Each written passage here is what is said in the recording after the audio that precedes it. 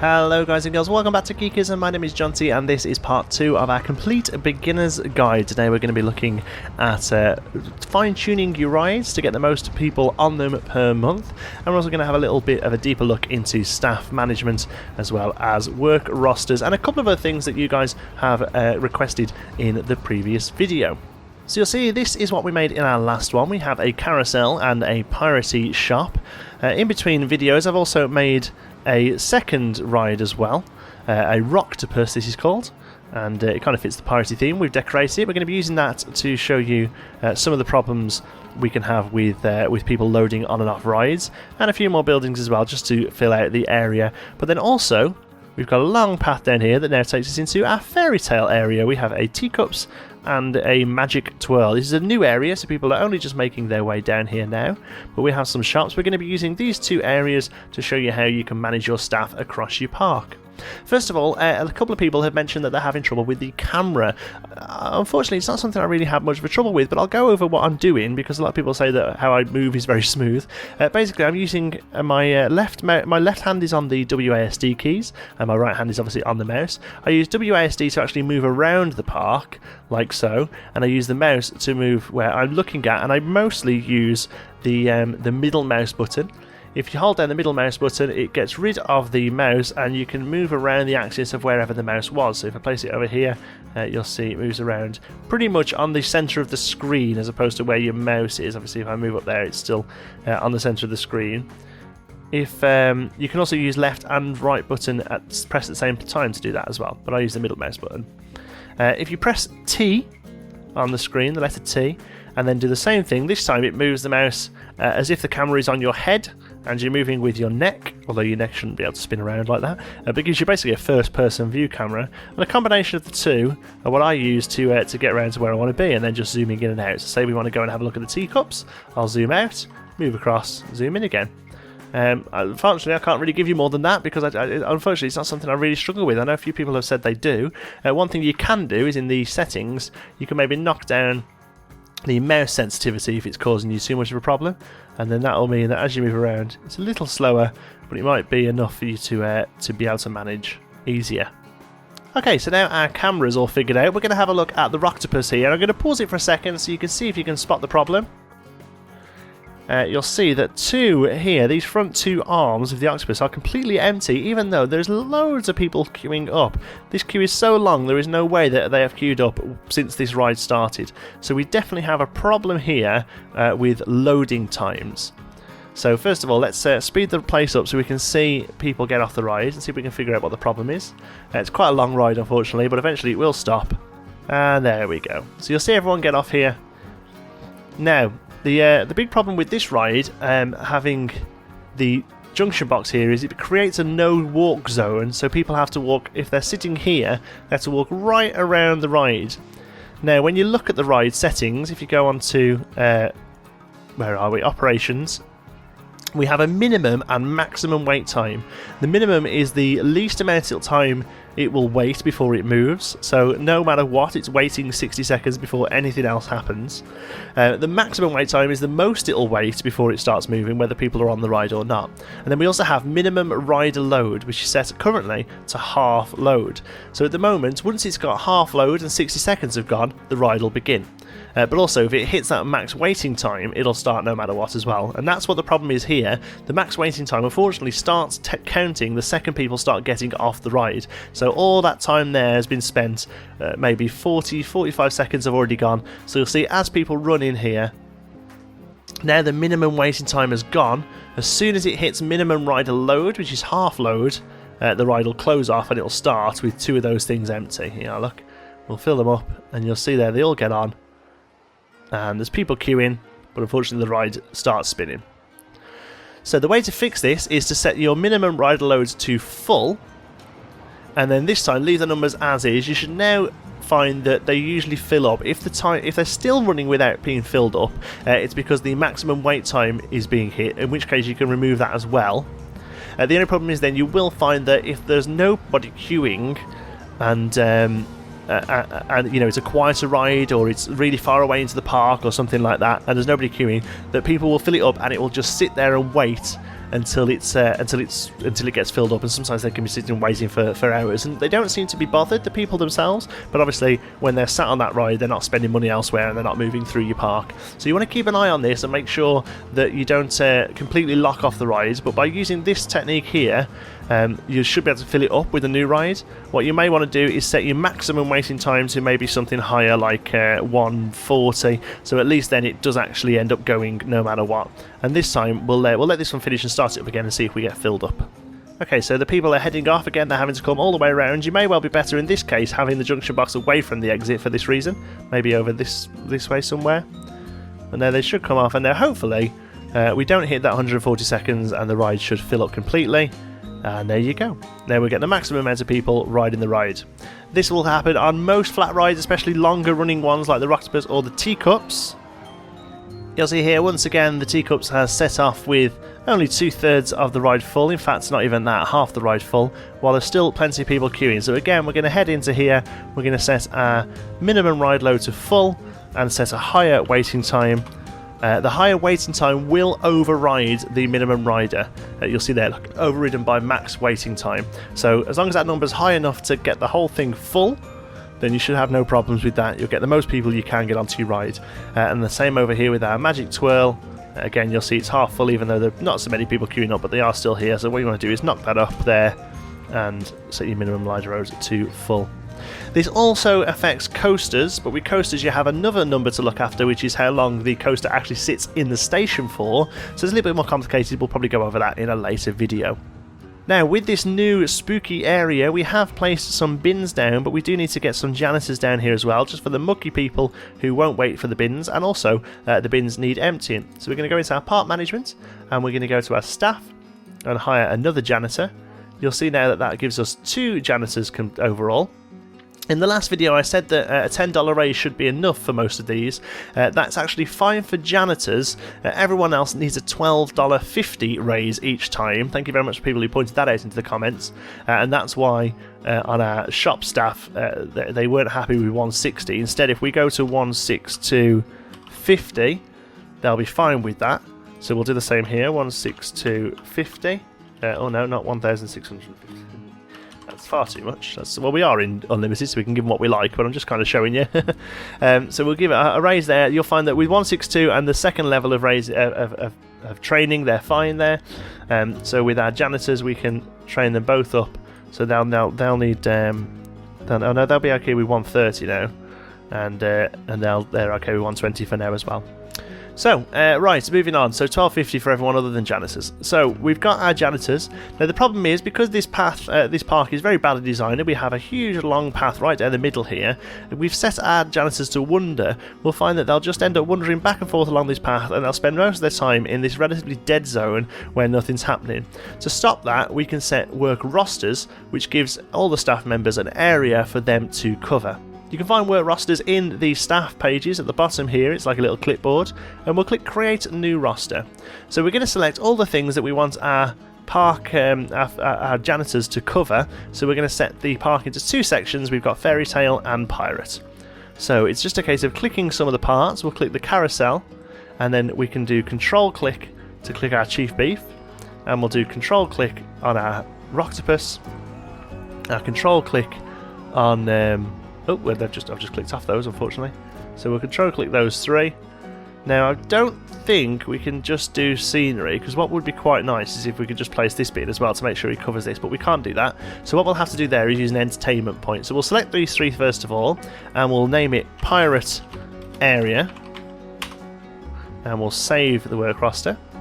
Okay, and then if we go into shops and facilities and other, or do they have their own area? Let's have a look.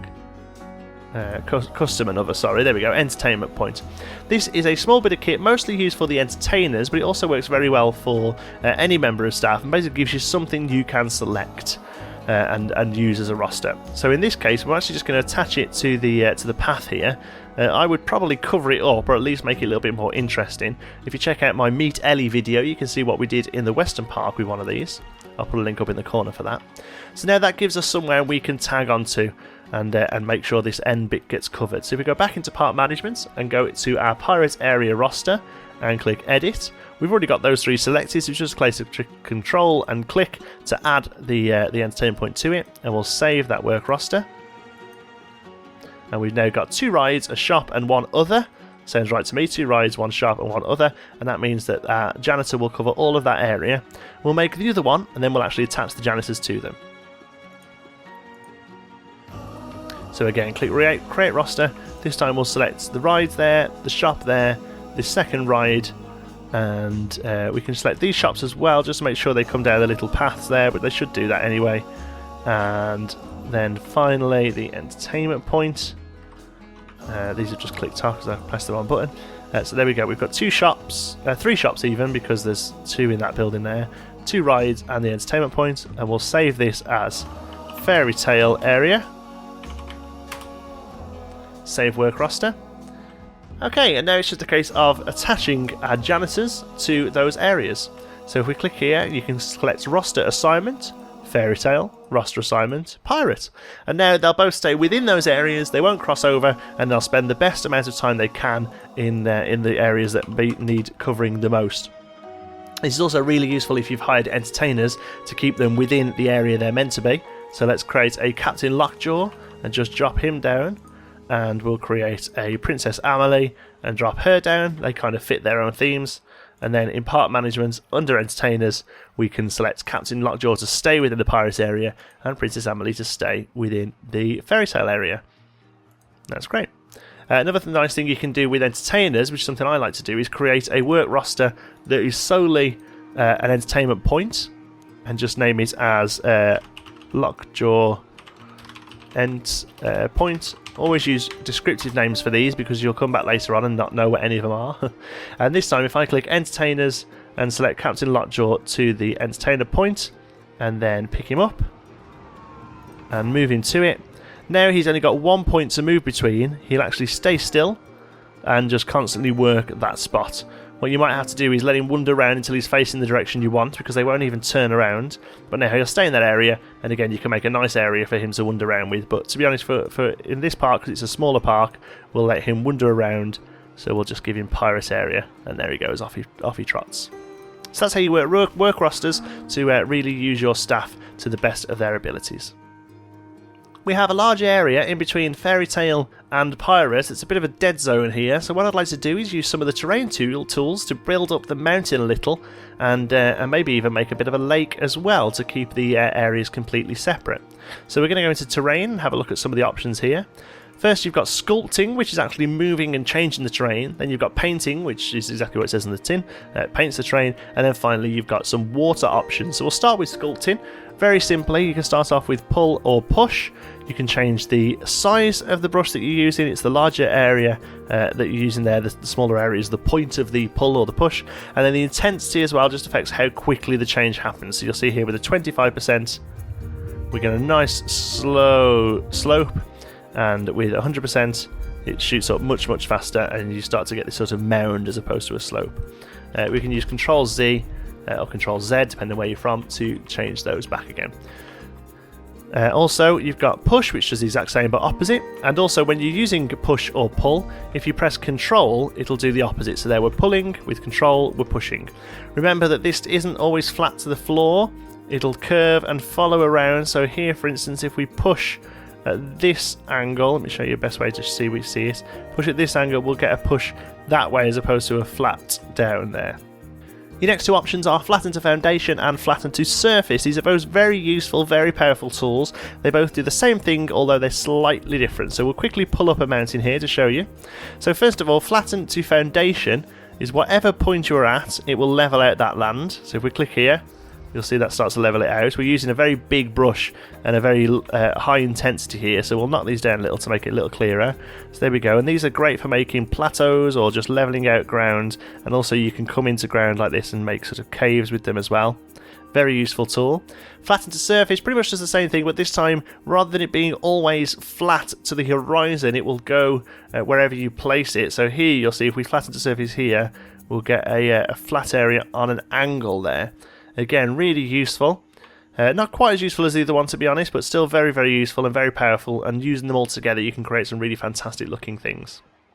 Next is the chisel tool. This sort of flattens out a point. I'll be honest with you, I'm not 100% sure what this does that isn't already accomplished by the push or the flatten to surface tool, to be honest, but it gives you another option, I guess. And then finally we have smooth and roughen, and they very much do what they say on the tin. If we use the smooth tool here, you'll see that it just starts to take away the curves, and roughen will add little bubbles and so on. And you'll find actually that roughen is probably better used as a much smaller. You get much more interesting patterns, especially if you want to do like a spooky hill or mountain for a minecart to go through or something like that. You'll find that the roughen tool really adds a lot. So especially if you sort of have pull here to pull some out, and we'll pull some out that way as well. It's going all over the place, and then roughen it up as we go, and you'll get really nice sort of edging to mountain areas there. You notice that using any of the terrain tools will get rid of whatever painting is already on. Look at the state of this thing, we'll leave it for now. So we are going to have to repaint over these, and again it's very simple, it's just a case of selecting which one you want and painting over them. We'll keep this a sandy mound so it matches the rest of the pirate area, but we'll break it up a little with some of this darker sand. Unfortunately, the patterns aren't available on all of the parks. It's quite limited due to a technical issue with them, I think, but also we'll bring down the intensity a little here and the size, and we'll make this a bit of a rough rock sticking out of the sand. Oh yeah, that looks great. So they all blend really nicely together, and I think is one of the issues as to why it doesn't work too well across all of them, but we can just sort of cap it off like so. Finally, the last interesting tool is this one, auto paint, and what that does is works out using the base colours here, like this sand, the grass here, works out whether it should be sand, grass or rock depending on how steep the curve is. So if we'll see if we paint this in here, it paints this steep curve as rock, places the flatter areas as grass, and I believe it places sand next to water, but don't quote me on that. Talking of water, on here we're going to make a simple pool. So we're going to use the push tool to start off with, and we're going to raise it down quite a bit. Now unfortunately the water tool is a little janky, and it's quite it doesn't allow for much. So you'll see here that even though we've made a deep area, it's not quite deep enough to do much water. You can't do it here, but next one down, there we go, we'll get us some water there. So you'll see that you've got to be really low, there's got to be a noticeable area off the ground there to make it really work. Or you can just jump in it like that. But once the water's down, if you go back to sculpting, you can actually carry on sculpting, and the water will flow where it needs to. We're going to have trouble here because we're towards the edge of the park. So we'll just cap that off that way, and instead we'll come down here. And it's all about taking your time, knocking the intensity down a little, and making it look interesting. Again, you'll see that you can just sort of fill it out, and you'll get a nice puddle. But then you can sort of break the water if you're not careful by going too much across the edge there. There's also a few different water options. You've got calm water that you can right click to get rid of, and then place rough water. It's basically the same, but it gives you some waves. Only really looks good in really large areas of water. And there's standing water that's a bit mangy, and then there's also dirty water that's really mangy. Yuck. So there you go, there's part 2. In this one we covered some of the finer ride mechanics to get the most amount of people on the ride at one time, and we also looked at some of the finer staff mechanics, including work rosters. One thing we didn't mention was mechanics. We'll cover those in the next episode, as well as having a look at some of the basics with coaster building and some general park layout tips. Thank you very much for watching. I hope you've enjoyed it. If you have, please give us a like. It really does help out the channel. And if you're not already, don't forget to subscribe. Thanks for watching, and I'll see you in the next one.